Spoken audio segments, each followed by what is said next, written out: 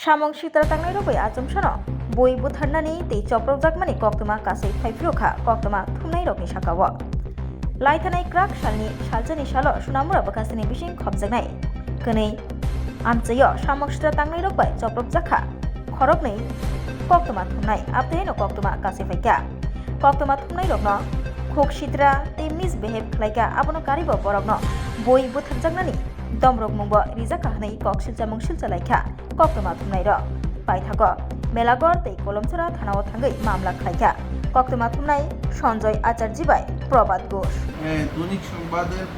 পত্রিকার প্রতিনিধি শ্রী সঞ্জয় আচার্য আমাদের কাছে একটি কমপ্লেন করেন সকাল অনুমান 10টা নাগাদ উনি যখন পত্রিকা বিতরণ করছিলেন ওই মুহূর্তে ঠিক ঠাকুরপাড়া চৌমুহনী এলাকায় ওনাকে একজন লোক শ্রী কান্তি সরকার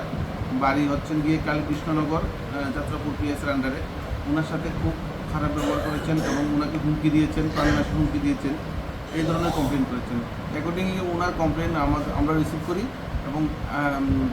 আইনত ব্যবস্থা যত রকমের প্রয়োজনীয় নেওয়ার এটা আমরা নেব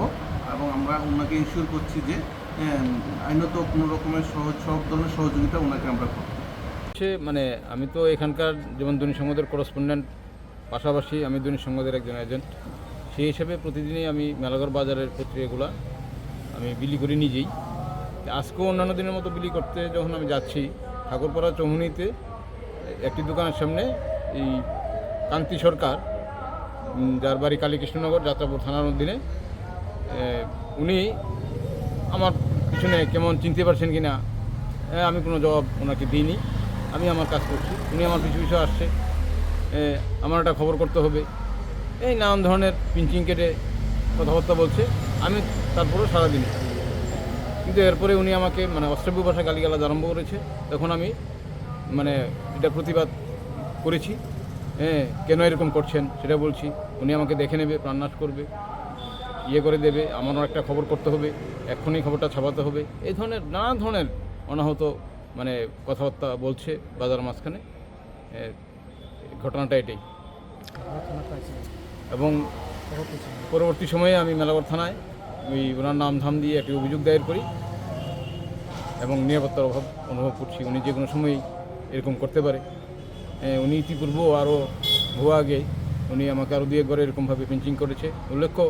আজ থেকে 10-15 বছর আগে ওনার একটা জমিতে এই আম্রপল্লীর বাগান সরকারি অনুদানে করে তোলা হয়েছিল তার মধ্যে উনি রাবার বাগান তৈরি করেছিলেন সেই সময় আমি ওইখানকার দায়িত্বপ্রাপ্ত সাংবাদিক হিসাবে সুনামরা সাবডিভিশনের দায়িত্বপ্রাপ্ত সাংবাদিক হিসাবে আমি এই সংবাদটা দৈনিক সংবাদে লিখি এবং সেটা ছাপাও হয় তারপর থেকে উনি বিভিন্ন সময় আমাকে এই দেখা হলেই উত্ত্যক্ত করে নানাভাবে কথাবার্তা বলে এবং আজকেও সেটা করেছে জানতে পারলাম খবর নিয়ে যে কাঠালিয়াতে আমাদেরও একজন সিনিয়র সাংবাদিক আছে নারায়ণ বৈদ্য উনি অন্য পত্রিকাতে সাংবাদিকতা করে ওনাকেও বিভিন্ন সময়ে গালমন্দ করে পিঞ্চিং কেটে এবং মানে অপমানজনক আচরণ করে উনিও সেটা আমাকে বলেছেন কথাবার্তা